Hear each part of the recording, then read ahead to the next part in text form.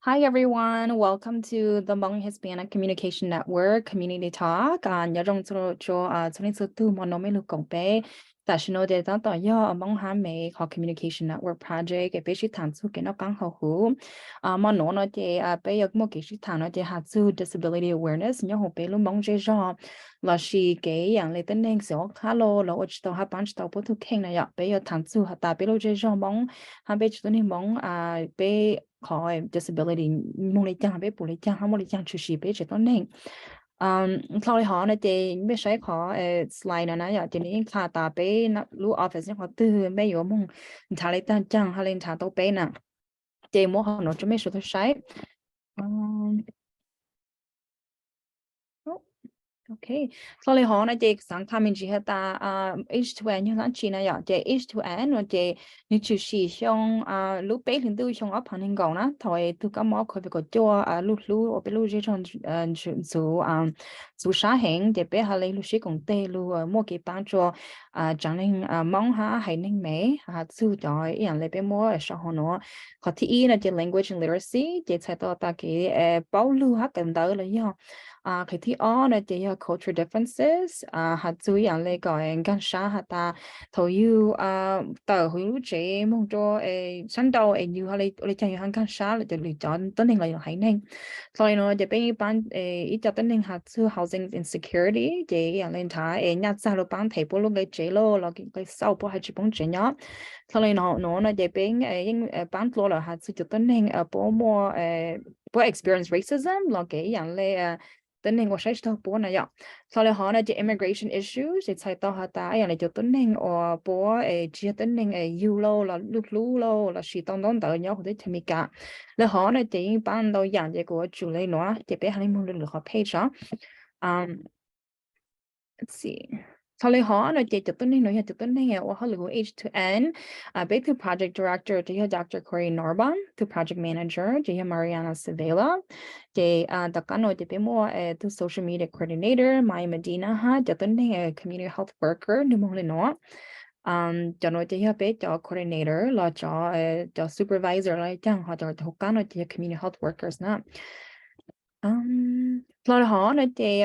cũng 참에 따고 네트라고 뜻하는 데이저라나야 디고이 두 community health worker nhớ cho H2N của tức bang lu effort lo khẩn nó tông để le thầu lu gì li op hành gạo nó sau đó có community health worker nên thì cũng thấy tụi tính nhớ hữu sinh Wausau Wisconsin tất cả họ nên thì hạt sự của họ responsibility là cho luôn họ lựa của nó thì của H2N nên thì của thứ bang hạt sự tông chúa thì thọ có sự tuân cho thì sẽ nút tới giờ thọ có một tảng số cho lý một tảng số sau này họ này thì cũng những món của lú sĩ hậu lú băng coordinate lo ở cái bên món cho community talk chủ sĩ ha nó mà nhiều chỉ mua hình bảo lấy chẳng ha hình cần còn chơi quarter này thì mua ít ra xứ sau này họ này thì hạt sự cái cần đầu nè thì cũng cần đầu ta cho tàu University of Wisconsin Stevens Point của tôi lưu ha của tôi nhau hồi tới Mika lo hồ Wisconsin tôn tới cần gọi là tao anh có chỉ trong tàu xong rồi nè dạ thì tăng lên họซื้อthì của tôi email họ từ number nhau họ có nói mấy xong mấy món luôn gì ha xong bao trong ra lại của tôi của ha email tôi của là tao thì nó nói thì cũng mua ít thứ coworker lấy từ tính hình ở lượng thứ của tôi bán học community talk ha nếu mà yang lâu của cha lúc ở trong cái khóa dân từ khen Ok, hai nhớ trong đó sẽ đời đó của cô mấy nhà bây giờ sự của nó sinh khí hậu lựa cho hậu H2N thế của cô ấy tu community health worker của nhiều cô lo cùng H2N tao lo luôn đi trong đi lo đi chăn nó sẽ thế này ạ so của cô chờ chiếc xe thì của cô chờ cỡ nó sinh tạo lý sẽ thế so của cô nó sinh qua cho community talk nó thế của cô một phát người thảo của mình chỉ đó tao học podcast mình nhiều hai nữa thế starting this này chị thì lúc cái giờ H2N là mua pop up clinics là tên là chị bé có mua cùng dễ cho ở chỗ không được nào đâu sẽ đợi thế này ạ so hai mình chỉ xong được cũng là chị của cô ya ít năng nhiều của mua chỉ thứ mình nhiều thế của tụi chị nó nên của không được đâu tao Department of Justice họ Watson nó thế cũng cần được tiền lo tao University of Wisconsin sao lo họ được họ ta la này ạ thì mà cô chỉ cô chịu học được hậu tàu luôn mua chi dùng nó lại thế này vậy chị hai mình chỉ nói cho cô xí hay ở trong đó đó sinh theo và ở trong đó này sẽ đâu nên là cùng bên nào khác.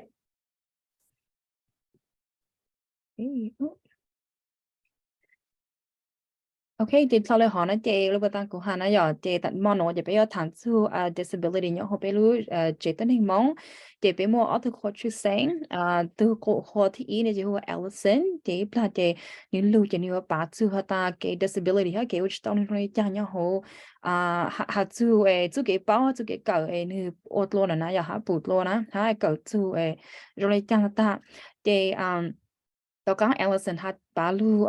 hat tu disability tang na je ko ha pa hu ma le thamin je hata no tu keng na experience disability le tang ha tu tan nei bang tu tan nei ha tu lu ha nya hu je tan nei mo disability no tu ke bang po ha pu le tang na ya je on de cham plan na je be mo Allison le pa ko ha na ya Allison yu lu pa la je thọ Allison hu pa na je academy train so tu hata Allison hu pa no je mai yang ha yo shi long sai lu mika I mean sai lu mong chứ mika muốn hay chơi lu mika sai lu mong thì thọ có mấy cái sa ha ở sáng đấy là giờ ta sai lu mong chỉ cho rong lấy mấy sáng nhà ha chim bảo lệ thì hàng là thọ có mấy rong gì ha cho họ sai nó thì thì chỉ ha ta một cái đã mong được rong nếu được nói hay là bảo ấy thì sai ha này sai lu lu bình xử xử thì ông lệ ha cho có mấy cái sa ha sáng đấy là na OK, chị cũng mà hai Allison lu khá chung tu keng ha mà lại bắt tao mong. Hey Allison, we're ready for you so you can join us. Thanks, Shang, for having me. Ở trong đó sinh ở có chữ nên chữ muốn chữ nữa chữ của thiệt. And on your screen is a little bit about me. I've worked in the human services field for over 20 years. Go ahead. I was born with a physical disability, and I have other personal experiences as a foster parent and other things around serving families with kiddos with disabilities. Okay. Nhớ rằng cô lúc bé hồ Allison này giờ cô họ luyện cho ba bé cho tin hình nếu mua cái disability này giờ thế cô thật sự đó nên sẽ đợi thế đó họ disability đó này bé lo lù mong cô chỉ mua ít lo lù lo hay được disability đó chỉ theo sở bé mà đi bia đó này thì đã chỉ sẽ thế này giờ chị Allison cô nếu giờ ít thu nếu cô yêu lo mua ít khó physical disability thì chị nếu thì ở đâu nếu là cỡ nếu khó cái cần tờ lo ba cho thế này nhỏ họ lấy gì cho ở mua liền nếu mua thế này giờ chị nếu ở liền thế nếu cô yêu ít thu ít linh nhiều cô mù trong cái lý do cho mình tôi nhiều chỉ muốn niệm một gì nè chị Allison cô yêu thu foster parents nó thiệt nữa. And I currently work at the Northern Regional Center for Children and Youth with Special Healthcare Needs, located in the Marathon County Health Department. Okay, chị cô yêu thu nếu họ lựa chọn Northern Regional Center là bắt đầu cho nhiệt sĩ lao nếu mua disability nhớ là họ bên lưu do Marathon County nó. And I think tonight Shang wanted me to start with talking about defining disability as well as different types of disability. So again, thank you so much for having me. And I want to say humbly that I do not consider myself an expert, and I'm constantly learning and relearning things about disability. Okay. Yeah, cô cũng trong sẽ để xin cô chờ cô tôn đâu này thả thế một hôm nọ chỉ những sắp lần chị xin sao cô thốt ra thả cho the disability này do đã chi này ạ theo mua bút cho họ disability và bây giờ thả cho họ nữa okay chị cô hay trong sẽ để nên cho cô tôi thế để chị cô lo hay khi sẽ đã bao thì cô chỉ ít thu và nhiều hay được nào cái kinh nghiệm cho họ nói giờ thì mà nên là cô cho cái bình時咧，cô cho cái cỡ và cô bảo đồ lo xí. When I talk about disability, I'm using a broad term in terms of the community I'm talking about. And part of that is about how we define disability between a medical or social model. Yeah, chị nữ cô lo lù disability nó chị nữ cho lo lù nữ cover nó đâu cái more disability so mà nó chị cô lo thắt cho tiền nữ more họ có chứ họ thế chị cô sẽ thắt cho nữ lo cover biết nó này so thì yên chị lo cho cái yêu mu cũng chị cũng rõ là yêu họ yêu muốn thôi nên thà nó một trong đi medical này chỉ nên giờ đi phẫu đâu dùng cho chế hoặc dùng là tàu mù cho đại màu thể cái bát đâu dùng nữa nè. If you think about the medical model, it's about diagnosis, autism, blindness, hard of hearing, and it talks about how to fix or correct it. So giờ bây thà cho họ mà đâu là họ disability nữa nè giờ chỉ nên giờ ông có lý cho mình dùng nếu mua autism hoặc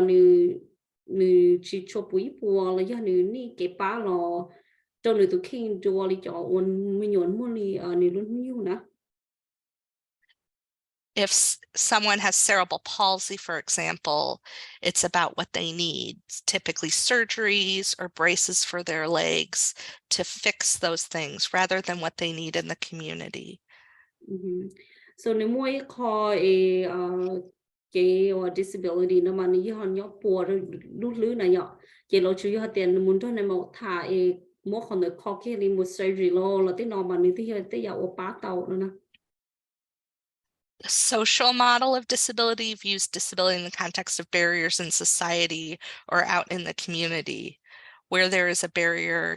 to accessing different things in your community. If you have hearing loss and there's not captioning at the movie theater, for example, then the issue is with the captioning, not the individual. So khó nếu thà cho khó social model nó mà nếu ý là li dùng một nó nếu mua khó cái bát đồ dùng này nhở so nếu mua bị sao thì mua đồ tàu movie theater này nhở ít tuần linh nếu chỉ chân nhìn tàu nó thì mà giờ thì giờ nếu chỉ nó lưu trong này nhở thì mà nếu chân nhìn tàu chỉ giờ thì là mua cho đâu đây movie theater là mua cho lo lưu sau trong tàu nó chỉ giờ là nhìn lấy nó chỉ nếu giờ tới giờ dùng mua bát trong tàu coi nếu bài nếu cũng tàu thế nó. Also, the social model highlights the expertise of people with disabilities and caregivers and families, not just medical doctors or professionals. So còn nó chỉ là do cái bá luôn từ tiếng này uốn nên thì cái bá được xứ này chỉ là luôn từ cái bá được từ tham mạo. When we design our community to be welcoming to people with disabilities, it also benefits others. One thing we talk about is the curb cut effect. The idea that when curb cuts, which are the area at intersections that are ramped for wheelchairs, are put in, that kind of divot to even out the sidewalk, they also benefit bicycles and strollers and delivery carts. So ít còn nếu mua hay cho chỉ nếu để cho thầu lỡ là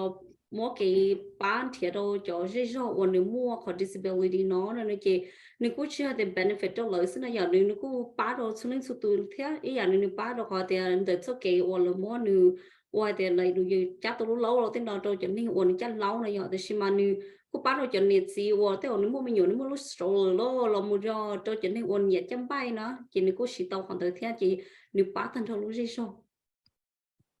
So if we think about community access in a broader way, things like softer, lower music in stores, not as harsh lighting, that those things can help many people, not just those with disabilities like sensory issues. So nếu thật sự coi thì cho tính nguồn muốn cho họ ta la rồi là do tới coi chờ nguồn nếu bán này cho nên nó chỉ nếu ý như họ nhân được tiếp thu sự thế giờ thì nếu muốn cho lúc tính chỉ tới rồi trâu dù nó chỉ lúc tính chỉ nếu mình chỉ dùng trâu dù này chỉ nếu có bán trâu dù thế nếu có bán trâu chỉ nên nguồn nếu mua khỏi cái chơi cái bán này thế. I was asked about talking about types of different disabilities, and I think the social versus medical model comes into play with that too, thinking about it in those two terms. Many talk about disability in terms of a diagnosis or label, but more importantly, it's about what accommodations someone needs to participate in their community. So hôm nay chị Allison tôi thả cho thì có cái mua là lu disability nó bị ở đây sẽ đôi sẽ có bên cái sẽ đi chơi chị ở không có chị chính sắp lời chị có medical thế có social này giờ chị nếu cô giờ thì mua cho là thì cái ba đồ hay thì dù là ba tụi mình đi chơi thì thế là quay cho tụi mình còn được mua cái ba nữa nè chị nếu thì ở không có chị chính sắp lời của nữ thả cho của nữ lo match the best disability talk for hold on. One type of disability we wanted to briefly touch upon is autism. So we often describe autism as a spectrum because there are a group of different things, including communication, behavior, and social skills that make up a diagnosis of autism. So it call 我被了谈好喏，那你就 autism 那样，所以那个就懂 autism 那个autism 那个你要这要一度你我你这个帮到多来度我你摸你有里度就度的那样，所以他这边是 autism 贴。We often hear about sensory differences with autism as well. We talk sometimes about sensory seekers and sensory avoiders. So cho mình nhớ one more autism mà nịnh số số nó là sai tệ này nhở. So mỗi cho nó chỉ nịnh khi nó yêu tên nịnh số đó chỉ họ mỗi cho nó chỉ nịnh cú chỉ khi chỉ nịnh nhón tới nịnh xa tàu chỉ nịnh qua xứ nữa nè. A sensory avoider might use headphones at times that they're not listening to music to tune out noise around them, where a sensory seeker might want to find ways to get more input. So ít hòn từ tu cho mình nhớ nếu mua autism là nó giờ chỉ nịnh giờ a sensory avoider. Nếu cú giờ cho qua tới giàu nếu ni ilu headphone này ilu ở mình muốn bắn chơi là nông cho xóa nè, còn ba tàu đâu nữa thế. Họ mới cho nó chỉ ni cho cái ba nữa còn nó tàu cho xóa nữa, nó chỉ ni hòn từ giờ hoa sensory seeker. So that might include those bouncy chairs that you sometimes see with kids in school now, where they're getting that sensory input by just bouncing up and down and they're able to concentrate. So mới cho mình nhớ nó mà nhiều bị xử giờ liền nhiều rộng để lúc mình nhớ bò này giờ còn nếu bắt bờ tàu đi nữa, nó còn tới trên ba tàu nó nằm lông tàu hay là cờ đã chi nữa đã chi. Another disability category or type we were going to touch on was neurodiversity. So the more and more we talk about autism and other disabilities like ADHD, we're talking about it in terms of this umbrella of neurodiversity. So ít con gì bé thà cho nó cái do neurodiversity nó là cái này the cho cái salon là you cho linh nhớ sau đó you lứ là một trong you cho tay cho tao or ba rồi you là do so bé sáng nó là gì nó do autism là do you more ADHD cho nó là cái này do ít khó or do you cho cái salon là you cho linh nhớ là you lứ ba rồi you lứ trẻ còn nung tàu còn bao tàu hoặc you cởi tàu or tàu này. You can think about this in terms of things that are within the brain and just the brain being wired differently. Cho nên nó chỉ mua xài tên là dù lứa nó chỉ mua cho linh của nữ sĩ thọ chờ nó giờ chỉ giờ cho mình nhỏ nữ nhọc đánh do là giờ nữ mua họ chỉ rằng nó chỉ nữ lứa một đôi cho linh nó nữ cút sốt chờ mình chỉ theo là phần nữ thứ mua nữ họ kể cho trong linh đầu nữa. This can include intellectual disabilities that impact general comprehension and learning. Okay. Shing, I think this is where the next topic, right?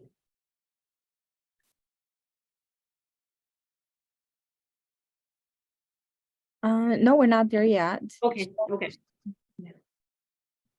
Yep, chỉ khó nên chỉ ni hay cho khó intellectual disability, where ni hay cho cái or you that share you what chi nữa. And then also specific learning disabilities. So many people have heard of dyslexia, and there's other disabilities like auditory processing disorder. Yeah, chỉ khỏi bé là cái số nó chỉ mua nên tao tự tin hình ổn định nó cho how do you say that? Auditory dyslexia. Yeah, dyslexia là do nữ môn tao họ ủa nữ cầu chọn tàu ủa nữ nhìn nó. Auditory processing disorder has come up in the news lately, as Senator John Fetterman has been using closed captioning in interviews after being diagnosed with that following a stroke. Yeah, chị còn nó do ít khâu ủa nữ do khâu sở sự ủa tàu tàu trên tay nó lon tàu as little Senator John Fetterman ủa nữ she chọn tàu cho nó nhìn còn nữ nữ bảo thì nó đã chi nào. Another group of disabilities that we wanted to briefly touch on was mental illness and mental health. Họ bây giờ nó thành gì nên chỉ do mental health and mental illness, lý do cái tại yêu xã, yêu bùa rồi yêu cái xã này ạ. Just to make sure that we're clear on the difference between those two terms, everyone needs good mental health through things like self-care and wellness. So, ít họ của xã thà có mình chỉ là chỉ all lu your mental health and mental illness nó chỉ the mental health nó chỉ nó do lòng tới cái you or you do kinh theo có you nhớ cái nhớ dùng hay nhớ sinh. When we talk about mental illness, we're talking about ongoing and significant issues that are impacting school and work. Sometimes we'll say we're depressed or anxious, but that does not necessarily get to the point of having a mental illness. So, thổ biết thật cho hay the mental illness nên chỉ là do tới giờ chỉ sử đâu you lu ninh cái sản or đâu you mua sản đồng đầu chỉ you mua rồi you do kinh. We also wanted to mention physical disabilities and chronic conditions. This is a large group of individuals, and oftentimes you see a person's disability, which is apparent when you see them out, but it may not be the primary thing that they need accommodations with.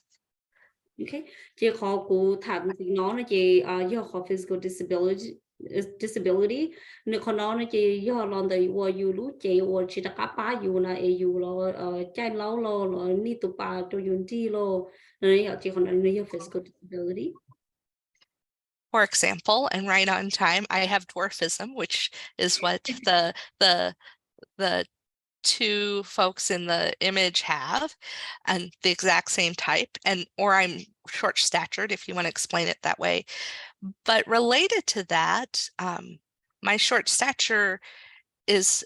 other things impact me more than that. Things like the fact that I have arthritis and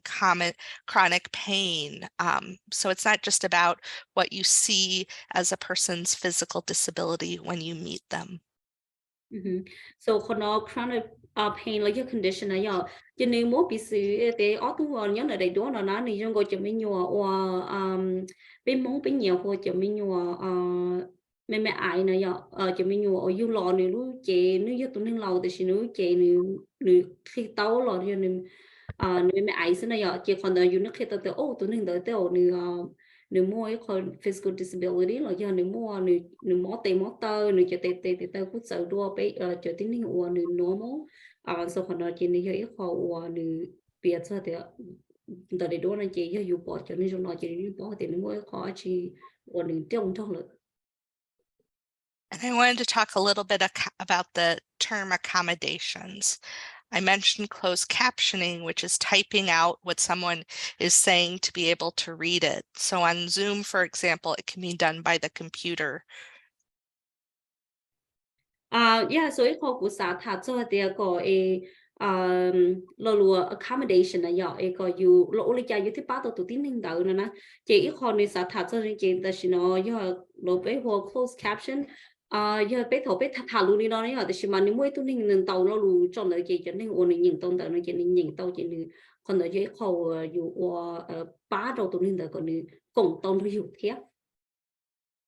And what Zoom does through the computer is not always the most accurate. It's not what's needed for some people, but it can benefit many people. It can help people slow down as they talk and remind them to enunciate as well as spell out acronyms. So con nó này chị nếu mà bị gì đó thì thập ít thà sẽ thà nhau on zoom hoặc là do học computer đi nó này nhở thế lúc sau nếu cô lo chị thứ thứ tham thọ thế thì chỉ mà nếu lo bắt đầu đi cho nên uổng nếu thà lúc đi bé nó nói chị có bé cho cái thì ô mỗi tôi tin nên uổng nếu như sẽ cái班nếu cũng mà hay lu có in nữa sau tôi cho lu cô hay thế có lo thế hay do cho họ có in rồi cho lu đó tới thì bắt đầu đầu rồi cho nên uổng nếu như sẽ cái班nó thế. And other accommodations can be a benefit to the broader community, like the curb cut effect. So designing things like websites or buildings to be accessible during planning is much easier than having to go back and change things later to make accommodations for people with disabilities. Lý do lý của thảo bắt ta lọt thế này nhở còn nó mà nếu cô chưa hay để có oi ba được tin hình được xin à nếu như cô ba thân thọ lúc giờ oi chân hình oi nếu họ lựa ok nè có ba lời thế ba tuần hình để thế còn nếu oi đã chỉ là thế nhưng gì mình chỉ nó sẽ thế có nếu thà sẽ có curb effect nè nhở có curb cut effect mà nó chỉ có hay để oi giờ để lựa biệt cho đã chỉ là mua cái cỡ đã chỉ là chỉ là cỡ ta chỉ chạy dùng mà linh đã có một ba tuần hình là nó nhỏ nếu tỷ lệ ô tí tê nó sẽ chỉ ba tuần hình được thế ba cho nên ổn rồi tụi cho không được tới chỉ tỷ lệ sẽ hơn được sự thế.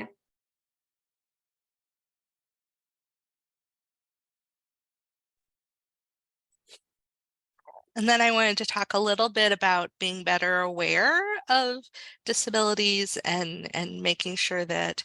we get, especially kids, the help that they need. So we know that children are undiagnosed for a variety of reasons. And for autism, for example, many children are not diagnosed until 3 or 4 years old, but earlier intervention can help. Yeah, so ít con thì tuần thế nó chị cho mình nhiều or nếu mua có disability nó nhỏ chị do thủ dụng đó nên một tháng thì nó là chỉ là như khi tao chỉ tao hay nếu do họ đã chỉ nó until là mua li bé một độc lỗ xuống là chị là mà nếu có minh chứng hay thì ok có tụi mình nhiều nếu mua họ disability trong này nó là nếu như cái ba li nó mà nếu thì có minh chứng là nhỏ.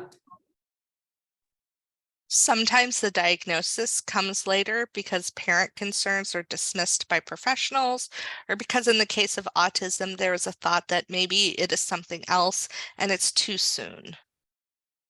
Yeah, so mua tên lúc sau nên chị cho nhiều cho chị và tên rồi cứ là cũng chính cả phát sinh là sai được tụi mình nhiều này nhở thì chỉ là bao chị tất cả là tụi mình nhiều từ lo chị là mà đi tất cả lo sai được tụi mình nhiều chị tên rồi này tôi cũng lý do là chị là mà đi khi đầu tiên tụi mình nhiều là nếu mà autism nó chỉ mua tên này nhở chị còn nó nếu cũng có khó nếu có concern này giờ khó tên này chỉ chính cả chính phát chị này nếu giờ là giờ ít nhiều lý do. Also, in some communities, children are diagnosed with something other than autism. In culturally or language diverse communities, we see children diagnosed with communication disabilities rather than autism. We need better understanding and research to help children, especially those from racial and ethnic minority communities. So nếu mua tích cho tên lúc sau mà nhóm đời dù sự kiện riêng thế dù họ làm từ culture này giờ dù hay ninh nè cho nên trong lý trả này giờ so nếu mua tích giờ và tích giàu và dù sao thì ô tụi mình hiểu nữa từ nước cái ba hay lù rồi giờ có cưng hay lù mình chỉ rồi giờ lý trả này chỉ dù có cho tiền là culture lý bây giờ mong rồi này chị dù biết chỉ sản sinh thì tụi mình hiểu là một phần đời chị dù biết toàn thể rồi chị dù mà lý giờ cả cho chị từ lý do rồi dù này ở đây mà ni bé chuột đông thể cái ba rồi có bên khác xía cho nó sẽ lý do lý giải có bé ba tao bé tụi mình có ý muốn rõ rõ.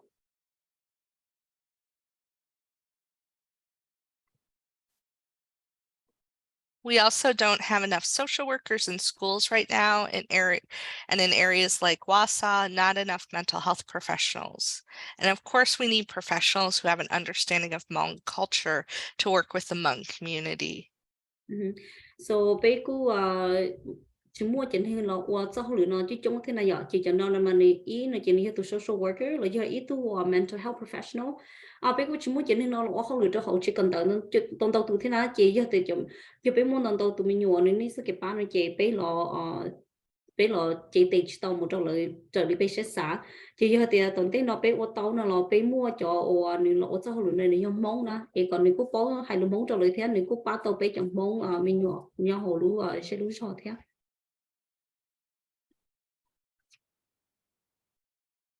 So we can also talk a little bit about how to seek help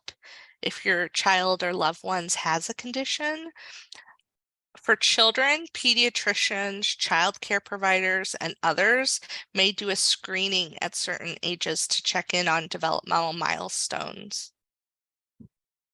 Okay, so bé lo thả mình chỉ cho hay thì bé lo thấy cho cái ba lý giả thì tuần tết nó cho bé cho mình tụi mình nhỏ này ya so yết cho mình nhỏ nó chỉ tu hồ pediatrician này ya itu này màu nó son chùa cho mình nhỏ chung kia thầu mà lẽ là cho kia thầu nó sẽ hẳn là một câu gì xong nè chỉ cho nó chỉ nếu mà đi ba thầu dùng một cho mình nhỏ một qua cái lo phó nè chỉ lấy nó kia tàu thì ok dù tụi mình nhỏ nếu nó đi sự cái ba nếu nó ít nhất cánh so lấy nó do nếu nó trở do lấy nó giờ lý chả là chỉ cho pediatrician nó giờ cho mình cho son chùa cho mình nhỏ thầu nó sẽ hẳn là nó chânตัวthầu có lời tiền điện tiền gì.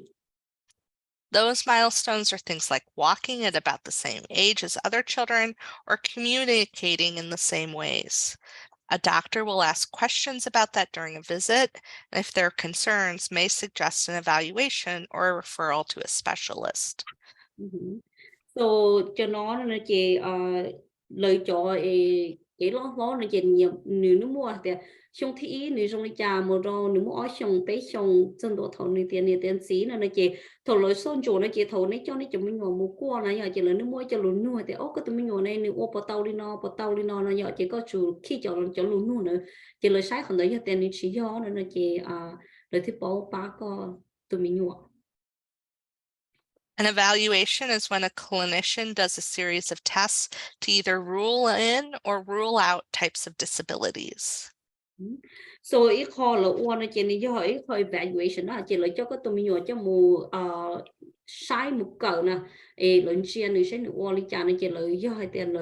sai ta lỡ nó chỉ là tiếp bao thì ok có tụi mình nhỏ mua cho cái ba nó là do có tụi mình nhỏ chỉ mua là do lý trả có dùng bao hay tiền dùng tụi mình nhỏ nhót cho khó tư xứ. We at the Regional Center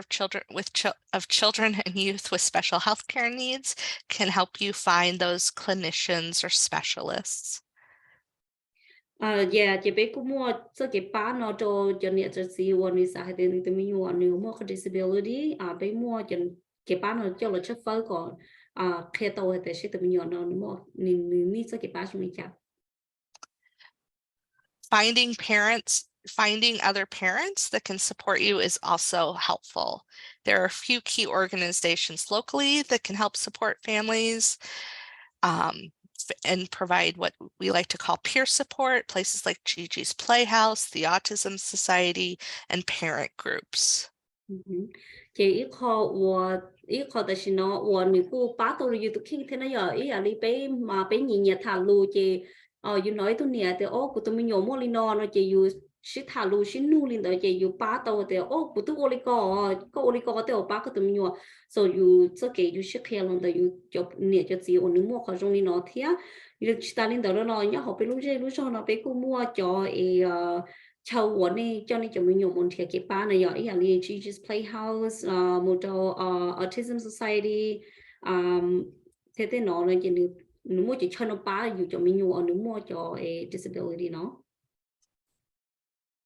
And then there are organizations that are starting points or resource guides. The Aging and Disability Resource Center, or the ADRC, is for adults. Thế bé cũng mới cho này nó organization người ta tổ pi là do người ta mua cho research support nó này giờ chỉ nếu mua có hoa aging and disability resource ADRC cho nên lão right is that the only thing you mentioned? Yeah. Okay. And then there's also Mid-State Independent Living Consultants, known as MILC. Yeah, thế nếu mua organization của Mid-State Independent Living Consultant nếu do hai đủ xin để hồ milk. Those two agencies, along with us at the Regional Center, all provide information and resources to help families navigate different supports. từ ở lúc nào thiên gì lợi thiên nó chỉ lợi do ilu organization hoặc là mua tàu cái pa rồi cho nên thì còn nữ bảo hay tiền nữ oli cha. We are also seeing more opportunities for Hmong families to connect to each other. There are 2 groups on Facebook, and magically they're now on the screen, along with some other resources. And we'll make sure you get those links. Yeah, chị bé có mua ở Facebook group này giờ, hoặc nếu nó bán đồ bé cho nên chị mong hoặc nếu mua cho cái sản xuất cái bán nó, ít hơn là chỉ giờ ở tàu thế sợ rice chỉ giờ tiền này cô một sai là họ page nó sẽ còn đi đi cho cái bán này giờ là đi tìm mua cho nên ở bán tàu này thiết. Also, some parents and professionals participated in all-day virtual conference by the United Hmong with Disabilities group last year, and we're actually forming a committee to look at having something similar locally. Yeah, chị bé có mua cho professional hoặc nữ sĩ thà sổ chùa đi nó này giờ thì cái sĩ ba sĩ sáu chị bé cũng sẽ có để bên trẻ tàu để họ dùng đi nó cho lọ ba đầu bé lú rò khi nhau họ bé lú rò nó theo. If anyone wants to reach out to me for some more resources, I'd be happy to provide them. There's also several Hmong scholars who have contributed to work on the Hmong community and disabilities too that I've collected their research papers on. Yeah, chị cũng cho đó nè, hôm nay chị cũng tôi đó này thả thế, giờ này mua lú nụ đó chi này, sắp bao đó chuyện gì nó là sau khi đấy cũng tôi đó cũng là giờ sau email tôi đó cũng là mua cái ba đồ này li họ cũng tàu thế. And thank you so much for having me tonight. Yeah, ở trong đầu này trời kia được của tôi đó này thả thế.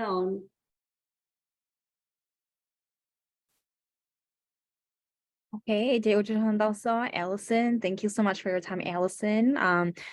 So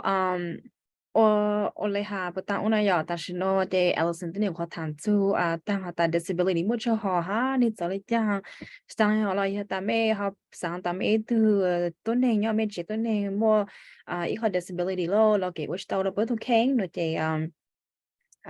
chị được khám tại mấy mình thằng cái bán lên trang họ tuần đây nó món là chị của ha từ khoa bác Hua được sĩ thản giữ khó experience đó dạ chị cũng mong hà mình chỉ đó Allison còn họ bảo họ ta như bên nhau là tao họ mong là tao hey Allison you can stick around or you can log off so okay, so so ni tu da shino de tu kho chi seng ai du ku thana de ni lo be ho pa ho li pa le ba ko ha ta shino de yo tan tu ho experience ya de ku pa tu ku tu khe on de ku ma le jang pa ho pa tu tu khe on de da ka ho la de bi ma le answer each question of de lu nong na ya de su tha trong pla na de ku yu lu thang nu no cho kho ku mai tu min yo na ni mo autism lo ke ni ole ha ni lu nyo tla kling jon de you ha ni lo ni nyo shi shi jon ha nga sha yu ya de autism na de ko ha san ta lu shi jon ko pa kha be so ni so tu pa pa bố hà lại bảo sai tuần đây nó xong rồi ta bố muốn lấy cho hắn thằng cái băng ha ý rằng là chú cái autism ha nhưng mấy tụi này mua autism là đến chỉ hay chú cái tại vì ít lần Olympic hay lonely bảo lấy cho ha có như bảo ta cho nên tụi lo tới rằng sẽ tới chờ nó chạy tới rằng nhưng mấy cho rồi yêu ha có yêu sát luôn okay thì của mỗi đó băng hoa bà mình chỉ dùng từ khen được họ đi tàu lúc bà dùng từ khen nè thì mà lên bà. Okay, go ahead. Hi, thank you, Mike, for inviting me. Chờ của tôi đó, bây giờ cho nên nhớ community nó thật sự disability thế. Thank you for having me, H2N. What cho H2N chờ của tôi đó, bây cũng phải nói thật sự cho mình nhiều more disability nè. Cú giờ bao hoa, cú nhớ hồ quá sao nó, cú giờ cú muốn nên đâu sao hồ lệ. 但是之後來警察就要佢要一度年就到面喎，咁我包通菜聽autotu，嘅佢都攞oppa 嗰邊啊嘅佢要到你嘅你冇一個 diagnosis 或 Down Syndrome 啦 ，Down Syndrome 一個birth defect 但頭嚟升我好要 hậu yêu chế lối tu mua nè so nó cũng là tham mình chính thôi cho còn đợi thì cũng là hay cho hay tiệt cũng cho họ lối chỉnh chỉnh cha chế cho khoác hè của cháu như nhỏ thì hay cho được tụ mi tu thổ bình đó nè chế qua của anh nè chế của lúc xưa trong nữa nè của anh lúc voice thì mình càng hay của anh lúc xưa ấy nửa ni ba đi chán nè chế của anh chủ tàu thì cái ba thì họ bên lúc community đó chế nên tôi nói từ mỗi mỗi đâu ya organizations nè ba tàu biết cho mình nhỏ nè chế sự công hiến đó là biết cho sự ba cái biết cho mình nhỏ lo là way to successful citizen itu neng kinh thia lợi nhỏ tổ lợi thia là tổ lợi họ bị lu community nó họ quá sợ đó.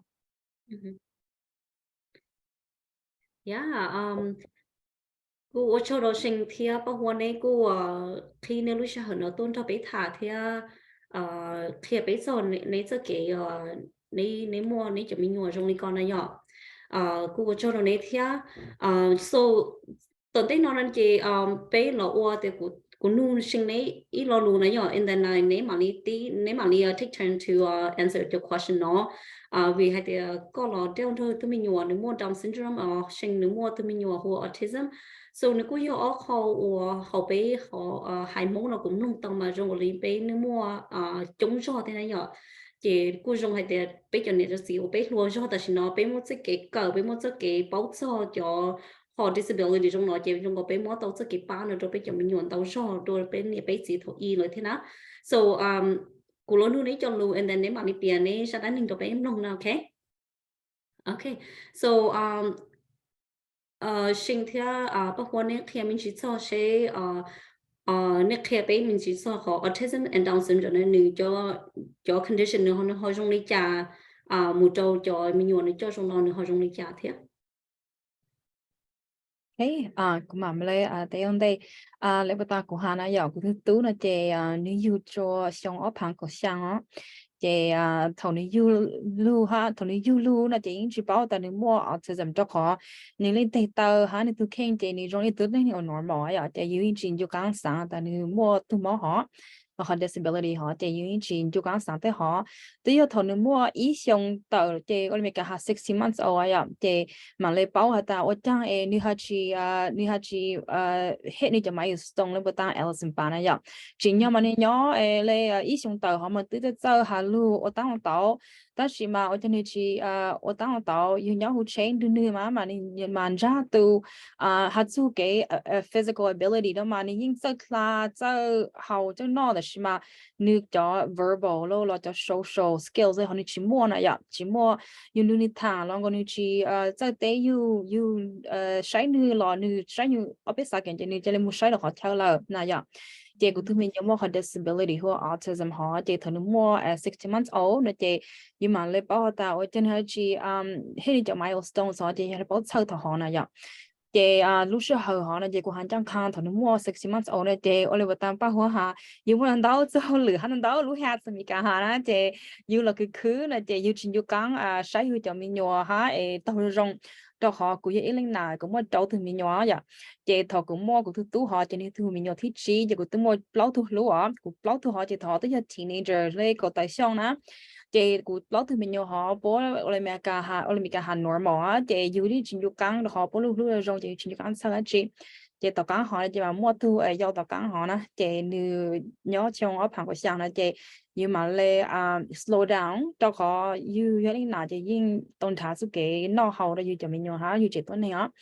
chị yêu cứ là chị chuyên cho sai là chị tí trong cơ mà thọ từ mình mua 60 months old á chị ít trong tờ họ chị yêu cứ là chị thọ họ chị cũng đưa cũng nạp bút nhỏ chị bé đưa cũng nạp bút nhỏ chị cũng nạp bút thơ tu hạt của tao ô nhang nhá ô chạy tu pin trong lên tờ chị cũng pin sa thọ họ chị cũng cho sa tao ô nếu mà có đâu month old lo ít trong tờ họ sẽ chị giờ lúc sau này chị bảo chị nào cũng lúc của sáng này họ nó chị của sáng này là chỉ mua nhỏ ha chỉ nhỏ sáng á tại vì mà thường họ tăng nó cũ này chị cũng mua ít kho ta ok ở đây cả ha thầu lên thứ hai chỉ lo hiểu nó chị mà lên downplaying ta ok cho cú sĩ khi có observation ha nếu bố mua cái gì chẳng là chẳng là để thằng họ chỉ có mà lại bảo ha có mà lại observe chỉ mà ta ok nếu muốn chỉ sao mình chỉ ya để mà hắn là chỉ có tụi mình nhưng mà họ disability who autism để just symptoms cho số thâu nó để cú bù trong này ha wow nếu cô dễ khỏi dù như chính cho cả chính phát cho thế mà giờ cho khỏi dù như expect thì dù như sao khỏi dù tụi mình nhỏ nhỏ trong thế nữa nữa bị hảo tí thì mà dù cô chỉ sao cho tiền nữa là mua ít cho trong đợt thế là giờ số cho nó có thế ok Pa Houa con này có thầm chỉ sao khỏi Down syndrome cho có tụi mình nhỏ nhóm này cũng mà nếu một cái sinh khó thì vì hệ thì thôi dù mua ít thứ mình nói mua Down syndrome này mà phình đó mà giờ nữa severe na giờ nữa mua thì thôi dù mình ôi khó ultrasound na này một many times này một thiết đâu khó Down syndrome đó cái là bỏ họ cũng thấy hệ thì họ ultrasound hay thì YouTube mình nó tự cho mình chỉ nó cho measurements nó tự cho nó có growth nó tự cho nếu lúc đó họ là nó measure nó tự cho nó thì là những khi tôi dùng đây dùng là YouTube mình đó thế mà để chỉ trong nó cũ nó chỉ thầu có một ultrasound thì là những chỉ bỏ ra chỉ tự trả lý thế thì trở đi được bao theo là bỏ thì everything những look normal cho là nó chỉ là những chỉ tính tổng đáng chỉ là của những chỉ xả lý trả thế thì thầu yếu tố nó chỉ cho của mà đi bé cho món mà bé những bộ phận chưa vậy thì nếu muốn chỉ phận chưa nếu những trong đi bé cho món thế mà chỉ trong mỹ cả là những trong đi normal thế mà vậy trong đi bé cho món nó khó bé bộ phận chưa chỉ là những chỉ sản đầu thế thì thầu nhớ tổ hôm một chỉ nếu những nó tổ mì nếu nó tao là nếu những gõ nếu những chỉ qua cái đi baby qua cái nóแต่ชีอ๋อนุตกาเจ้าหน้าเราเจ๊นะเจเนื้อหอมเนื้อหอมนอชตรงนี้นะเจเนื้อนอแต่ชีเนื้อปั้นตัวตะกาละแต่ชีเนื้อหอชีย่าเลยให้เตียว่าไก่เลยเถอะแล้วนอจะจอยแล้วว่าไก่เส้นนะเนื้อเนื้อปั้นว่าโตอีจะเนื้อปั้นตัวโตอีจะไก่เองจุนจัวนะเจจะขั้นเดียวเจเนื้อตัวลิงกาหาที่เนื้อจะบายอ๋อเอ็นย้อนหัวเนื้อรู้บาดีตัว like tôi giờ cho anh đùa là nó chị còn đó chị ước chị cô hết cô hỏi mà ước chị bảo hết tiền ở nhà nữ chọn đùa giờ trở thành bọn nó giờ cài trở thành bọn này đó khó cài mà nữ đó ở giờ thì cho nó chuyên chúa nè chị họ cho một hôm một hết tiền thì cái bảo hết tiền cho nên mọi người bảo vì đi cha nữ học qua lên nó thì lúc weekend mà giờ rồi Memorial weekend so chúng moi cho doctors rồi chịu họ là on vacation ta hay nói chị ít spend đi ở bên nữa thì cái ba na thì cho tụi tôi là chị bảo nói chị after Memorial weekend chị nữ doctor nữ pediatrician đã có là ô rồi chị có thể cho nó muốn dính từ pediatrician chị nữ pediatrician hay tiệt có cho nên mu cho trai của lời quan sát sẽ của tỷ đã chỉ and then trong một lời quan sát là cho chính cho đông trả lý hết đó họ mình dùng Down syndrome mà ít họ còn nếu bảo mà lời cho lời chúng mua muscle tone lời cho muscle tone is very low lời chỉ chúng mua muscle đi bây giờ typical people na chỉ thôi lỡ mua chắc cũng mình xin tiền là cho lên tiền tao thế nào chị như một phần đấy chị là thế để xa đã có một từ này mẫu chị từ này bảo ok nên tiền tao này sẽ lên bao mù bé mù to chị đi gì tao cũng nó hậu chị sorry chị có nếu cho nó lo đâu cũng mà cho trả from nó lúc đó hậu nè nó lúc score nè chị cho nên một chế tụ doctor tuổi nó lúc school cái gì nào nó lúc đó học cái gì nào chị tụ này mỗi những xã hội để rồi của tụ này nó Down syndrome đó họ mình nhớ Down syndrome là lúc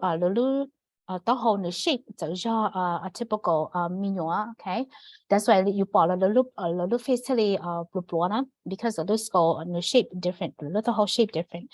chị chỉ thằng đó là chị nó thấy tụi này mà thấy thì ok của xã hội để có tụi mình nó mua Down syndrome thì nữ sai cái sai tế thế nào cái sai tế nào mà bé sai tế mà mua ở bên cho cả rồi thì cho cụ tụi nó here cái phần đó mà cho mình dùng Down syndrome lỡ mua ít cho cả ấy giá cả mua ít sao mà đâu ít sao thế nào cáiคนเดียวจะยังอีกข้อให้เราดูในหมอให้เดียวmaybe ยังไม่จริงแต่สิพี่อยากจะนำมุกคนสารมุดตัว Marshall nu Marshall Children's Hospital mà quan gì to confirm hay tiền nu mua tiền là chỉ muaแต่是họ ở trên chính xác mà yêu khỏi tiền nu ba họ chỉ tao này cho mình á cáiคนเดียวyêu khỏi khỏi khiเราดูในหมอให้เดียวnu mua Down syndrome hết đó khó cho mình mua Down syndrome là lỡ mua tết tu mà severe mà lỡ mua heart condition lỡ lúc lỡ hoặc là chỉ trong lỡ lúc lỡ cho lan cha hậu chỉ chui trong nèแต่是กูตัวนั้นเขาchỉ muaคนเดียวเขาmua一ข้อติดตัวมีว่ามันDown syndromeหัวนี่ยข้อเดียวอยู่ล้านิ้วนะจะล้านิ้วไม่ลองแต่อยู่ลูกล้าแล้วนะคนเดียว真的丑นะchỉ tiết tu chỉ là những muaคนเดียวให้เดียthầu yêu sáng là cáiคนเดียวnó chỉ develop trong nó chỉ grow trong cái nó sau là cái vì doคนเดียวnó thay nóตัวnóจะมีแต่ก็ลองนะ and so คนเดียวจะไปthayตัวเจ้าหน้ามู Marshall Clinic ย้อนแต่ Marshall and เจ้าหน้ามู surgery คนเดียว so that's how bên theo to hay là nếu mua Down syndrome thì từ lý sinh mà từ chỉ prepare here từ chỉ chính phát hay là giờ to mua down this road too 但是你一开种差不多I think as a parent you 應該摸開啲you do share 啦 you do share 啦 you do share 啦 you do care 啦 you 摸開啲種 share 係啲thế rồi yêu dân yêu tu ít tu nhiều hết gì nữa giờ take care tàu tụi mình nhiều nữa và chủ là giờ số là a higher power số thế thì bố tụi mình nhiều nữa yêu thế nào cái chỉ thằng đó là cái ư lu bây lu lại phim bảo lý sinh mà yêu kia một nó là yêu dân basic là yêu dân tàu take time là intervention tôi yêu tụi mình thì cái part yêu tụi mình nhiều thế của cho mình nhiều tụi lo là dân lo ở thế nào thầu cũng mua thầu bị nãy cái muốn chỉ đi sinh cho lo là dân lo ở chỉ là tôi bắt đầu dùng mình chỉ ha na so anh ấy cũng sao cũng khả năng cho của tụi thầu bị yeah thank you 我做了个 care 个thế giờ của tôi kinh nghiệm là của tôi chỉ bảo cho Down syndrome trong cha này lại cũng nếu recognize that tụi mình nhiều Down syndrome là nếu mua trong đi cha hoặc tụi mình nhiều autism là nếu mua trong đi cha này giờ nếu bảo mình chỉ nên đó nếu recognize đó thì mà giờ cũng chỉ tao hay theo của tin là sách của chúng mình hay nó bây giờ lên đó thì anh này giờ thì mà yeah I can imagine like what you and Shane have to go through to find out that your kids have that kind of disability and then now it changed right so cú lâu cú sản hữu sinh này thầu này bảo hay tiền này tụi mình mua cho cái disability nó giờ này lúc này nữa họ bảo đi trả thì nữa affect này đi trả thì mình chỉ cho để sẽ you relationship 这有都知了有你有知有你不知呀我都有碰就有我们去保护叫disability 那呀 how is that affecting you guys in the relationship 呢别人去合作可能都被弄谁呢họ sang đi trả thế yeah họ có mọi họ rong lu nông cơ hạt su relationship này thì cũng yên hành trang khang ta chỉ là thôi cũng thứ tư hôm mẹ tiểu vậy chỉ là thôi mẹ tiểu mua họ diagnose lu ha nếu mua họ condition họ thìอย่างlà 包的 nếu mua condition 呢thì 有影情况哈就好了当 Allison 哈 nếu mua a lot of social factors and physical things too so 有影情况哈 OK 有叫他们有每一个 social event 呢thì họ chơi nó不好了女哈不让了女他是他们好了女不 you control 不到也等我就是 you control 不到哈的话有几三个有叫他们有梦我一看面颜色的那个呀也等不么给古都看啥古啥的也等我好 celebration 让了的古几三的古都面有哈个我的不好给 celebration 之让了哈因为我不是习俗我不好 celebration 啊这古几三 interfere 呀 chị thôi yêu cho tên hình yêu tụi mình yêu tới trong nó chỉ như sáng đến đấy nên tao tao ok nếu bố rong rồi yêu cho yêu tụi mình mong sau này họ là để yêu chỉ tên hình cái này chị yêu cho mình yêu lúc nào chị tao ôi thứ nào thứ gì rồi chị mình yêu ha tao họ yêu tao hà được bố gặp bố càng xa ha bố sáng đến đấy sau này họ là yêu thứ gì lấy dạng ha yêu tao educate bố hà ta gọi tụi mình yêu một condition là họ gặp bố càng xa ha sáng đấy ha cú tao có cũng mẹ chịu nó chị không có ý thương xài giàu mẹ tiểu họ chị tu họ này chị giàu mẹ tiểu tu họ này chỉ mua chỉ được rằng cho nó thực hiện là chị mua hàng luôn là chị tới lúc sợ chị cũng những feel bad haแต่是嘛cũng những feel bad แต่是嘛cũng thấy tu I think cũng thấy tu này cũng thằng chị này cũng hàng là cũng ta chỉ sót sáng lên chẳng đó khó cũng chú cái cũng feel bad đó cũng thương xài giàu nó mà nữ giàu mẹ tiểu lấy ít xong á แต่是嘛เป็นlúc sợ chị cũng tự trở mua họ expectation ta mẹ từ chính康啥，但是嘛，你这要这只下来好了，等于是嘛，没啥 expectation，等于ta，you know mẹ từ你chính康啥呢？这个就上台了mẹ từ，是啊，这个因为好 feel bad ta，哦，我突然才要好呢，都要突 baby 了，突工作干了，突然要可是诶，我就没啥 expectation，个你包单上咯，个你没啥 responsibility 好的，我都没啥都啥到，哦，这样你只没看 normal experience 就路呢，但是嘛，跟住ituในคู่ทางนะฮัตซูตัวเขาจะให้ตัว special ed teacher มากูดูตัวในคู่เขาทางตากูตัวมีอยู่เขานะเจตอนนี้เราลุ้นดูแม่ตัวนะเจนี่จะทำแม่ตัวจริงข้าช้าเลยจะติดรู้เชื่อเจแม่ตัวยังช้างอ่ะเจแม่ตัวดาวนึงโลแม่ตัวเชงตอนนี้ตัวเข่งนะเจติดถอดเจแม่ตัวดาวนึงโลเราว่าหนูรักโซเจยืนช้างรอนะเจกูมั่วเขาตัวช้าแต่โอเคนี่ยืนช้างรอเลยตัวมีอยู่ในชั่วโมง normal experience เจยังมั่วแม่ตัวเชเราแม่ตัวจริงข้าช้านะเจhọ nó có take away from của tuân sai giao họ experience á để từ này khu họ của ta nếu chỉ take away cho họ nếu ở đó có từ mình nhỏ lúc xa họ nếu tự cái gan xa lúc đấy chờ họ luôn ra tới nó lắng xong rồi ở mình cả họ it just adds to her character so after từ này khu họ ta cũng nói chỉ của họ lúc xa lúc ra ta ok nếu như nhỏ ra mà cho tuân sai giao thì mà ở đây hà ở đây nước bảo tàng rồi hà ở trên nước sa lu hà sát láng rồi cho được đến này chỉ trong lên nữa nè để của nhà lấy họ hà chủ yếu là relationship nó để cho nên tụi nhỏ bây giờ tới này là để của những khá là bố tạc tụi mình như một cái condition họ但是我把住họ autism condition á để đầu bé là mà bé chủ tuần này bé chủ cho cái cố gắng để thầu bé này của bé chủ tuần này của sân sai ta mẹ từ mua condition để cú lấy cú tuần này cú càng practice đâuอย่าง主要是帮cú tuần này ha cú chế tuần này cái nó càng nhớ rong sao để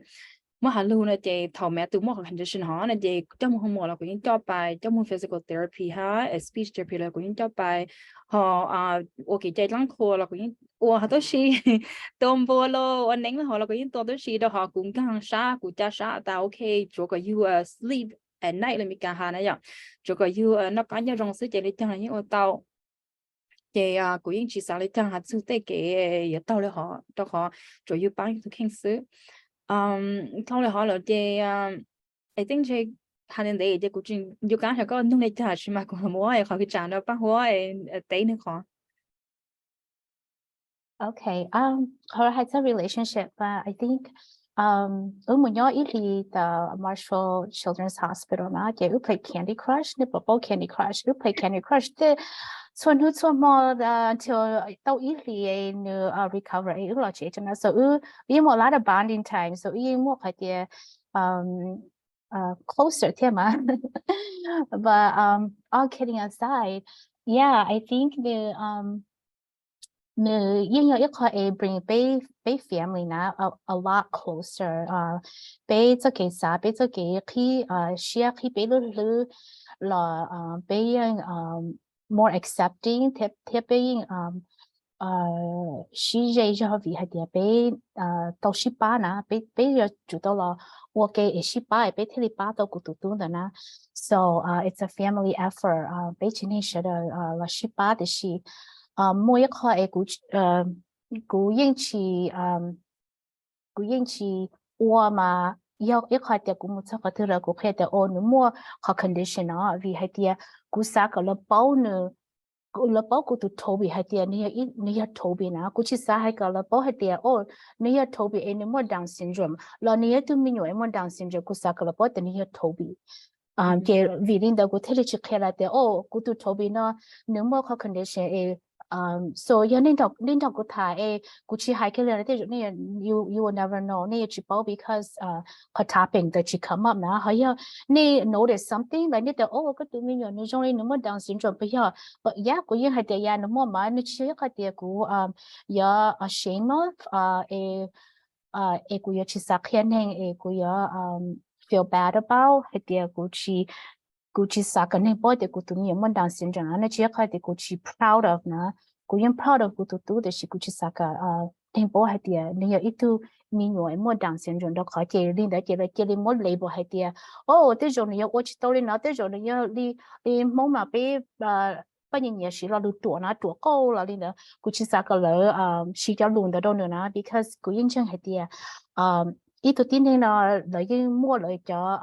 special characteristics lấy ô tô tới giờ lấy nhiều qua tới giờ lấy chi nhiều qua chỉ lấy chi nhiều qua giờ lấy ít tu này em mua Down syndrome chỉ mua nhớ là yêu thế là just like có thể cũng xem mà có chi nhiều qua tới giờ thì có những chỉ kinh qua right so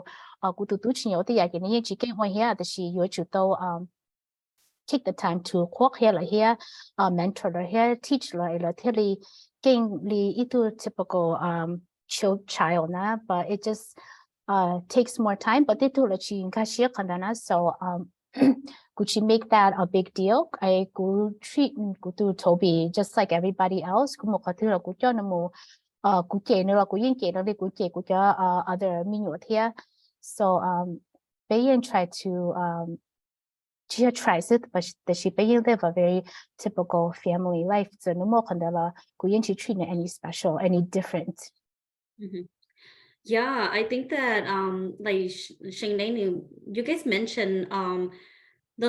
so like from like being accommodating to Benjamin, right? And then also having that care for mental health and mental illness, right? Yeah. So I think Shane and Pa Houa you Nene go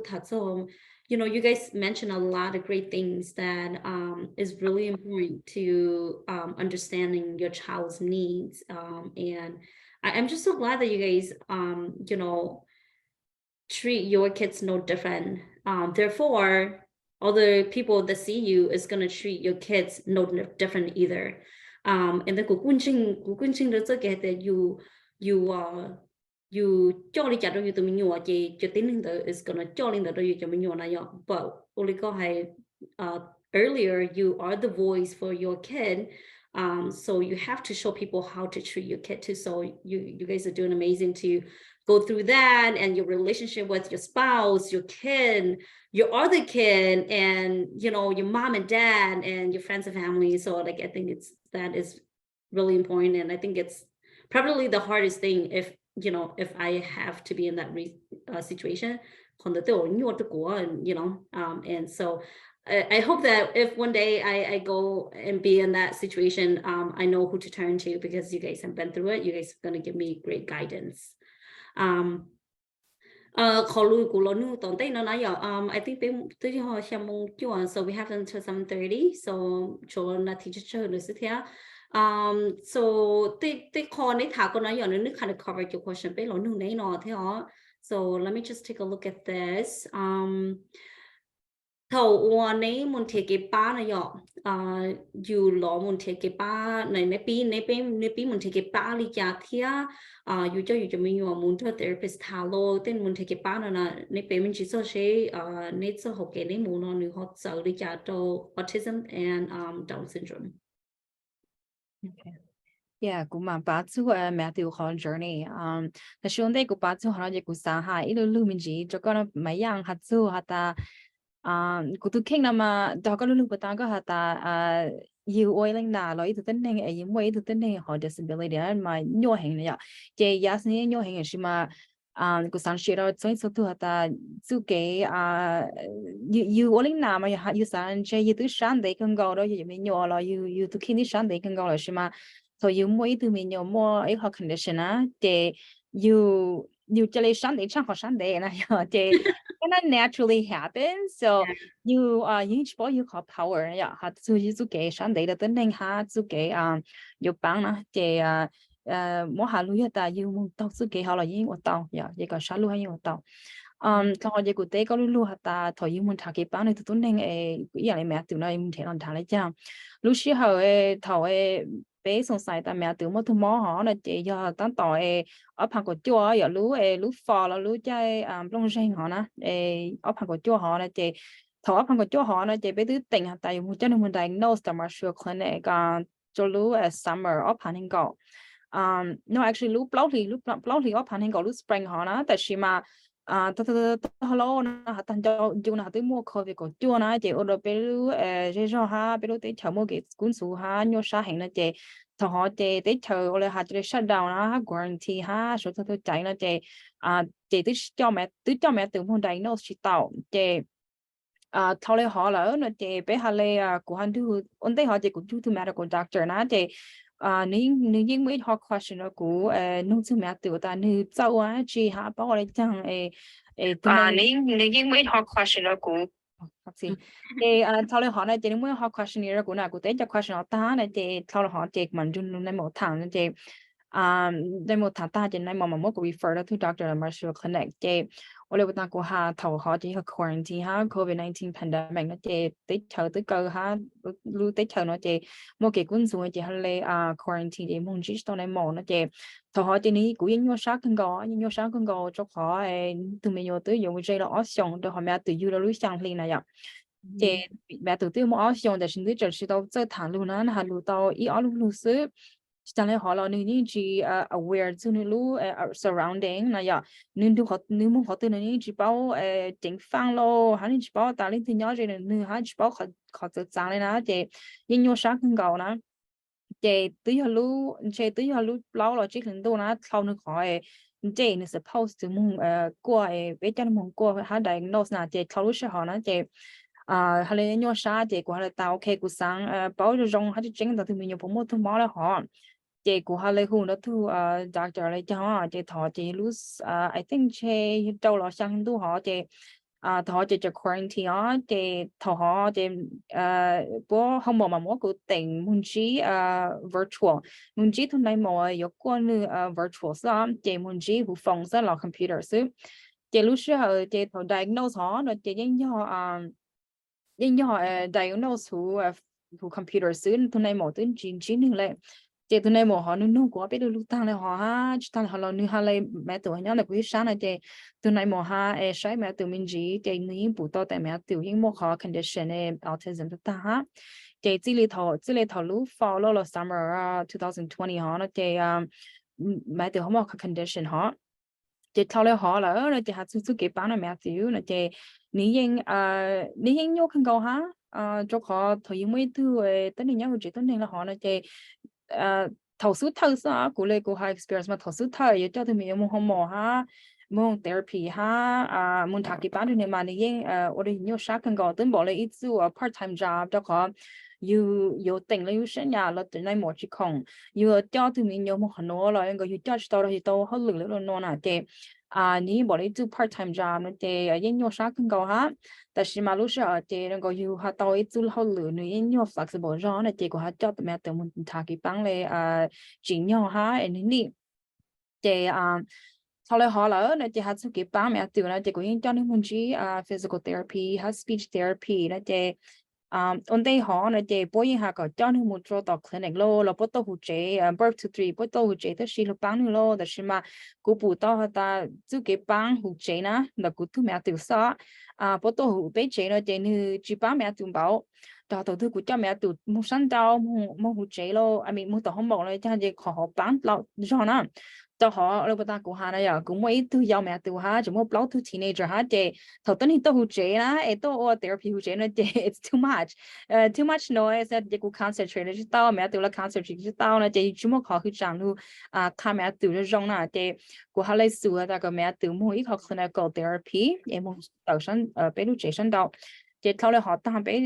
bé cho try ở bé yang for mẹ từ ha sửa therapy ra chị mà bù tao ta khỏi outside therapy bán luôn nữa hạt su clinical therapy ha bán nữa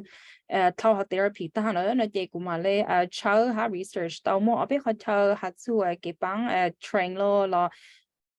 chú mẹ tụi lo train hơn còn nữa ấy nhau bảo cho hạt su ta tính nên hạt còn nữa lu ta stop nữa đi bảo stop hạt còn nữa hạt cho lu you hạt nữa and repeat nữa bảo you hạt nữa bảo tế you này vậy cũng mà lên research tao tại mua ở bên họ chờ nó chỉ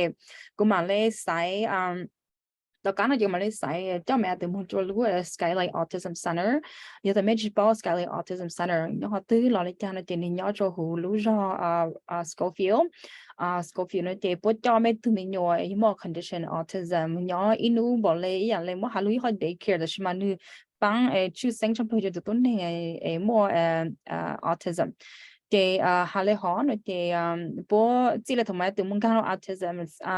Skylight Autism Center ở nước ta nói là chị nơi lấy báo tăng ra là xứ hạt xứ cái you halu đó nên chị tế đó you nhớ nhớ chị báo question người ta where are we what is that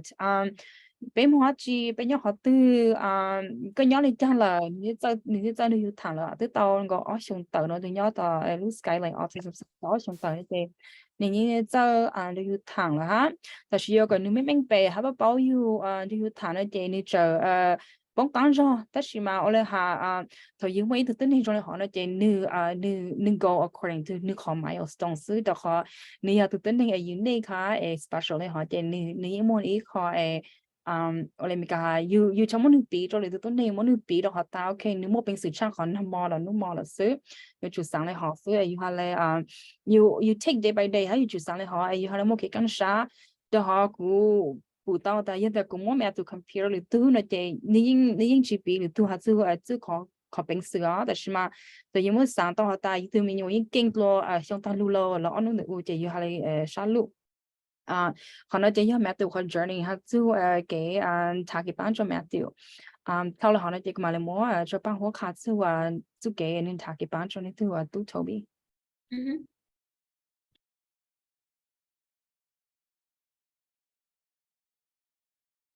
Oh, Pa Houa, you're muted. Bitch, knock off. Sorry. Yeah. For the computer, your run out of juice now. Battery, your touch could switch to Google iPhone. So, okay. It's okay. So đó.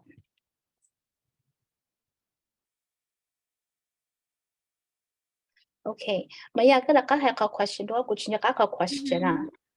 Yeah, có question này do thầu này báo tiền này tụi mình nhổm một nó giờ nếu muốn thì cái báo đi cho thế nếu có experience muốn thì cái báo nó how does that affect you guys and có tụi mình nhổm so it's just really just about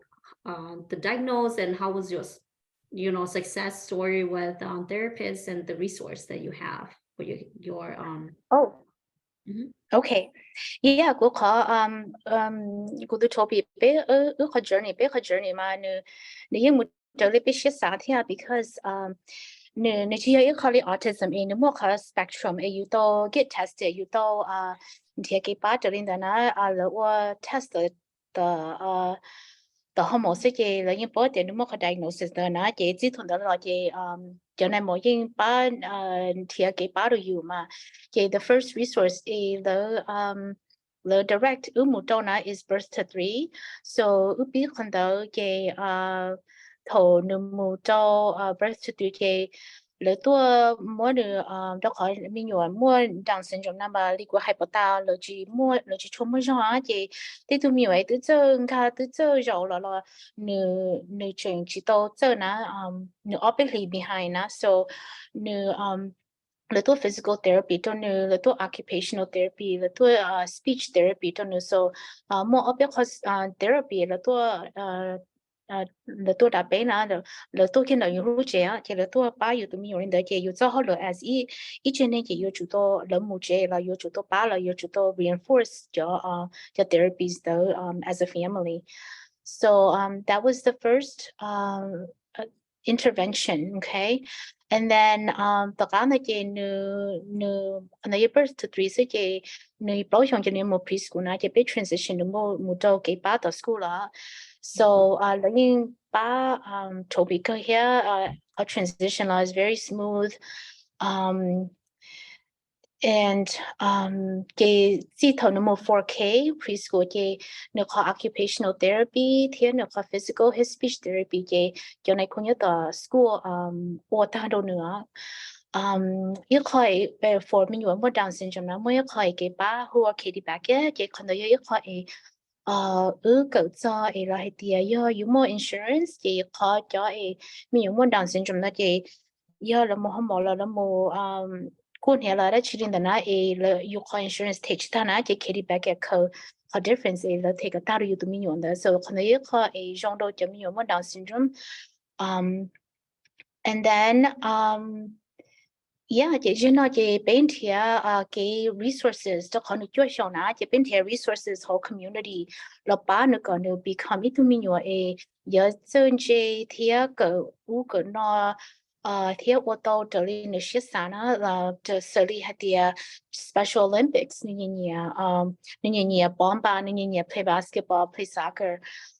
ที่มันว่า Special Olympics ที่มันจะ soccer leagues ที่ Gigi's Playhouse ที่ Allison ให้ปตา要เขาเจอตัวมีอยู่ว่า Down syndrome ละany ตัวจะมีอยู่ตัวany cáiบ้านนะที่ Gigi's Playhouse 要เขาเจอยงเห็นToby mu cỡ nó cho ABC thì cỡ hay là tutoring tại Gigi's Playhouse so nó yêu cầu resource for community bé sĩ thì yeah cô nữ tu bỏ Gigi's Playhouse ở bên trong đó có thế này nhỏ so nữ có chơi ở cô thầu cũng các cái đó hậu lú ở Gigi's Playhouse mà nữ very welcoming it's really an open and safe space for individuals that have that right so then order you có các share thì you chỉ feel hay tên nữ different này so you just feel very welcoming so nữ nào cho Gigi's Playhouse thế so yeah ở chỗ này lo luôn này tới đó có cho question thế này so nữ cũng nông trong lý tại vì nó nữ mua a lot of resource chỉ you muốn chỉ vào trong lời thế này do you vào trong lời sẽ của nữ trình tàu hay tiền nữ mua nó đó cho học cái bá you có you tụi mình nhọn nữ successful thế còn nữ feel like lời của they're needed in this community chỉ có lu của lo tên của lo nu này tổng tên là này này这个啥呢呢lu好偏了以后呢呢怎么有这个没说总对呢这个Toby 怎么就凶不要 and then Shane 个都Matthew 么去凶了chỉ xong so 个个真要的好我 elementary age 呢这个没说呢那这些高雄总对呢来了头了跌子呢呢这个没说到了中的家庭你cho mình nhớ trong nó này nữ học career còn tên nó how is that going to be like for them can you share a little bit about your vision for that yeah tao mà ha chú mình nữ em bé tiêu muốn nó nhiều lo ta chỉ ha cụ họ vision lo kiến chơi đó nữa là để mua hà lu nó để chú cái chơi đó mẹ tụi cụ số mua thằng yêu cả na để bảo cho họ này chỉ thực tế này yêu sáng này yêu sáng này vậy để yêu chú kiến chơi cho nữ là để sáng còn nữ thực tế này lu independent ha còn nữ bán tông nữ thực khen sơ họ chú kiến chơi sau này họ nói để tại sao mẹ tụi muốn chỉ trong số để của nó tao do research họ biết nó tao research tại những cái bán này chẳng cho nữ này để nữ lu anh này gọi là chẳng họ bán tông thực khen nè để biết nó tao research giờ chỉ mà cũng như nó họ ta mua cái lúc organization nó bán thả họ lựa cho tụi này mua disability nữa để cũng như vậy cho sát ta lên nữa mẹ tìm muốn nó nhung chỉ nhung cái milestone lên cho older siblings or để và cho sát ta cái organization nó bán yêu một chỗ họ hỏi họ bán thả chú kể đó mẹ từ còn nữa bán tông từ khen cho họ ở đây bác hóa hà giờ cũng yên sao còn mẹ từ giờ ít thứ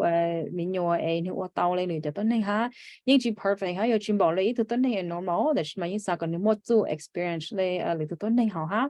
chị cũng yên tao cho mẹ từ một special Olympics mà cũng yên cái sáng cho những bài ha chị bác hóa tận đây nó cũng mà lấy tí tao có hạt sư Special Olympics cho họ tao của họ lấy lo nó đợi ý của mỗi em mẹ từ sign up mỗi họ karate class rồi ạ từ karate class thì của những warn ha họ từ này của ta mẹ từ một cái condition lấy họ thì họ lúc class họ như bồi bán mẹ từ còn như một bệnh sử dụng ha còn như đưa lười cho tính này ô là han normal ô thế họ lười ha ô không lấy họ như ô bột tao lấy bố còn như một bệnh sử lấy bố ha thì cú cho nó một sign up để xí mà ô là ha cho một yếu ra sự kiện còn như chính nhà ha này ạ ha như nhiều đến như nào thì như chú kinh khá sát sợ để tao có ta chú kinh khá sát sợ mà tới tỷ ta thằng này khu cho karate nó mà ít khó sau thì fan sao vậy như tính hiện tại như chỉ chỉ bảo thấy được cái thì mỗi ít khó mỗi activity thì tu instructor mỗi tu bằng không một question đó vậy một bạn chữ nhỏ họ tàu mẹ từ nó chỉ sao có mẹ từ một cái trang nó vậy tàu này chỉ sao một cái trang họ là chỉ mà mẹ từ nó tao họ capability to understand how react to the way có intention lo chính nhau từ này khu sao còn nên tàu còn nên react lên họ nói vậy chỉ mẹ từ tao một họ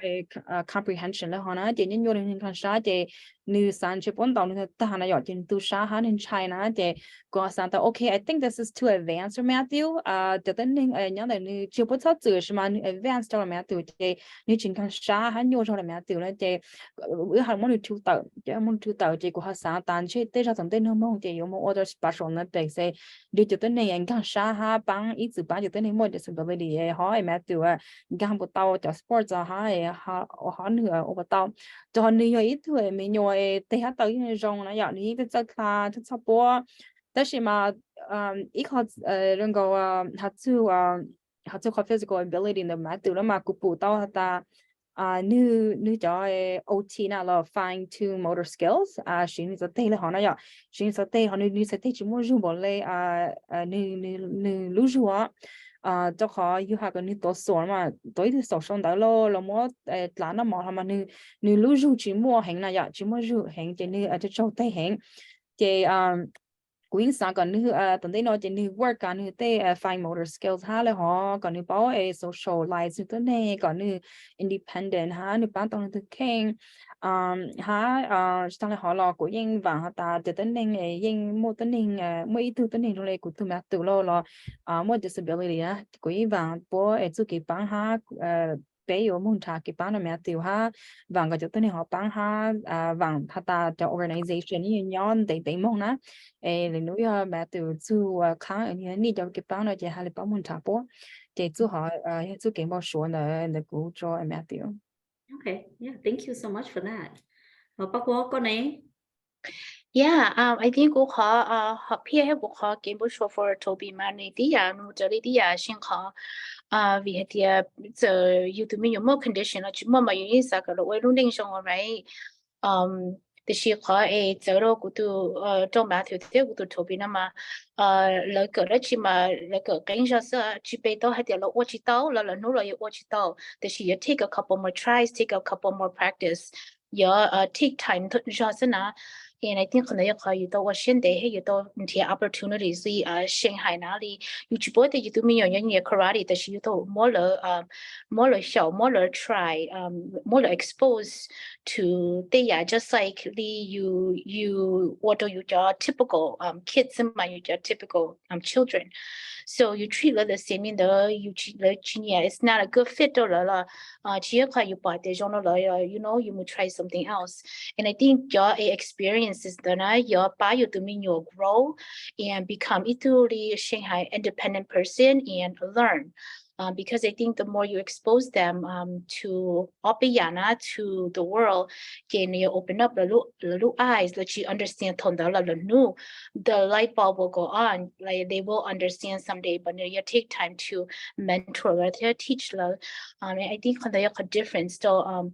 a more a diagnosis to a typical child is that they just they just chỉ để lo tuổi là lo watch到thế li cho cụ tu Toby mà nếu chỉ nhẹ cần đó nếu chỉ nhẹ cái ABC you start to you be tự phong đó đâu nữa xem mà nó tự ngang anh nó chỉ sắm lo nhiều nữa so cái cần mà chỉ khả năng nhẹ thì chỉ nhẹ sports hands so thì muốn cho sports the she import the need in the future because in Sally Shanghai become independent and more hollow no to king. You plan to support it no need more holiday it regular community member citizen that she like more a different approach vì Bailey idea apprenticeship you know như tu ik to you nu bỏ you or you can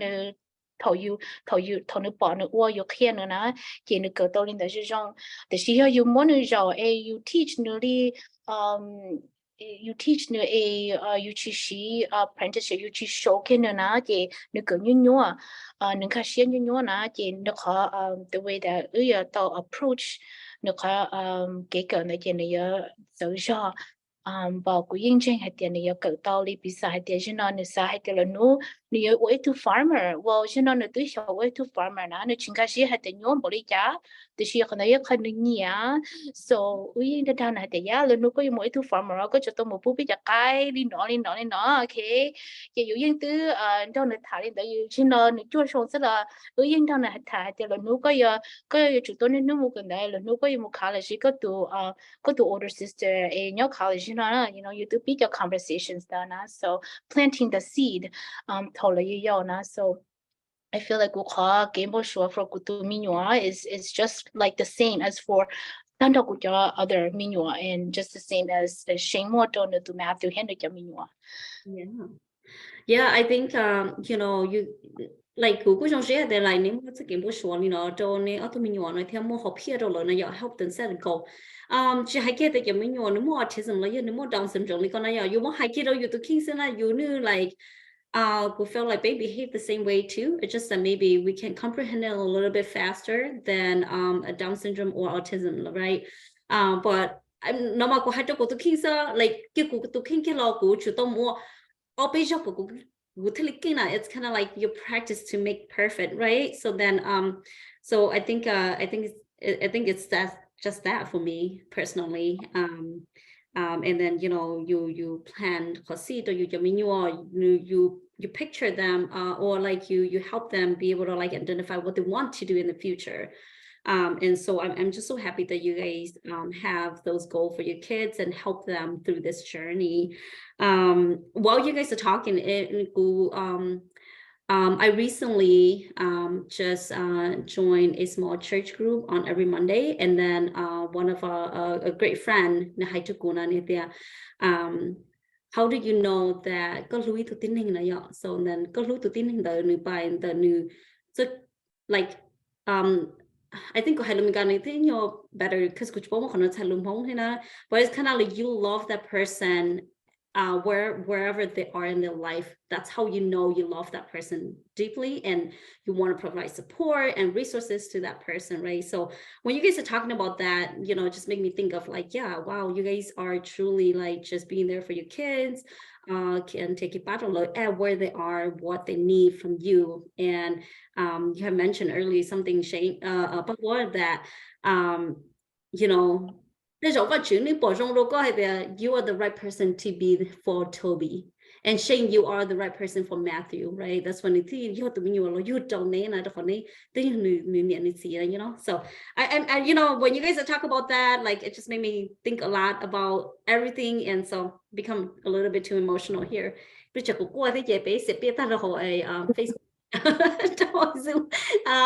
Anyway, her last question so what advice like nếu mua ít lo lú share cho cho một tiết cho học cái này nó là cho một chút bớt cho like what is one piece of advice you would give to your parents that's going through what you guys are going through or those that don't know autism and Down syndrome? Okay, had to have one piece of advice and they go Sahara Janata say, like the thing boy the name of disability that got me shalu ha a tasha than more a support, okay. Support a day you loan the may to spouse a may to cool or make them in your boy more support may ha joy made you know so they boy to bow she told me no born at the boy Sunday by me. So the hard to community more a lot of resources more Halu Marathon County you was up in it's okay bana 帮我都下做 Gigi Playhouse 亦都下做 Skyly Autism Center 即係班人都興。thôi họ là chỉ到 school 了，不因為佢班的事呢，即我哋係特別每次面我哋可能要去小路上的哈，他嘅班投訴他們要看高，但是嘛 as you go 哈，as 個他們要路呢，即係個人下崗上哈，到底咗啦，咁我彼此啦咩，對那投訴他哋咧個下，個到差別之後嚟叫你蒙查問他喏，但是嘛，但是我即上週間是即係冇到 Skyly Autism Center，頭下即係冇到 school，即係我哋下啲冇很 normal 啲啦，即係但是我即係 normal 更高咗啲啦。即係上地上路行他嘅幫，即係冇事，做咩警察事，因為他即係冇嘅幫。後來即係俾你可能談住咪因為可能談住但頭個路都寧啦，即係之後呢即係個人上但有間種但nhà như muốn nhà số cái tàu ha thì có từ mình nhỏ này thì nhưng có từ mong tàu có từ mình nhỏ ha ở bên nào ở từ nào từ gì là từ mình nhỏ ha thì có xã trong xã đó có họ他嗰種啥但係啲個因為都平時係對面用下嚟一個度下我哋會特別下個下嚟要都 advocate 要錄說查嘅班啊都能學個對面用下educate 個錄 community 但都冇做嚟弄下都呢種可能你冇你學平時下個種結果下嚟學時係去小路上地下查嘅班上Yeah, we agree with Shane 100%. Everything na ha yin yo to ri ku shi sa thia. Ye kho ku san zero hai tia. So tu shi ro yu tu king thia, so tu shi ro yu tu min yo. Vi ha tia ne chi yo ye kho pe na ne ye ko sa je jong a ye ko sa to na ne ye ko jong o to yu o la o e tu ne e yu zo sa cha na. E tu ne ji zo sa cha thia zo ru ning cha na. Cho kho这给我的知道了，那么你 take extra time，睇you 保留的一個 different perspective 呢，即有路 share，睇有路you more willing to openly make a higher growth mindset，我個有一度呢一個學用差啲個叫用差啲呢。So thank you, Shane. You said it perfectly. Yeah, I think both of you guys mentioned really great thing is, just be blessed for what you have. And also they come into your life to also teach you a life lesson too, right? So it's kind of like Oli Allison Haina, like你只係要把你先啦，你都把有啲事的呀，但是只係係你都把有到差過要攞把你聽啦。So I'm so grateful for both of you guys to share your stories, your personal experience. I know in the Hmong culture, it's really difficult for individual to come out and talk about this and share knowledge and things like that, especially with our parents' generation. Like it's this is kind of like a taboo, right? So then I'm just so grateful that we can share this with everyone and you guys sharing your story. So thank you so much for being here with us. Any last comment that you and Shane and Allison have was? I don't have anything else. I just want to say thank you. Thank you for having me tonight. What cho do your audience should I lam long beta monotia. Thank you to H2N for inviting me. La ta and name mono.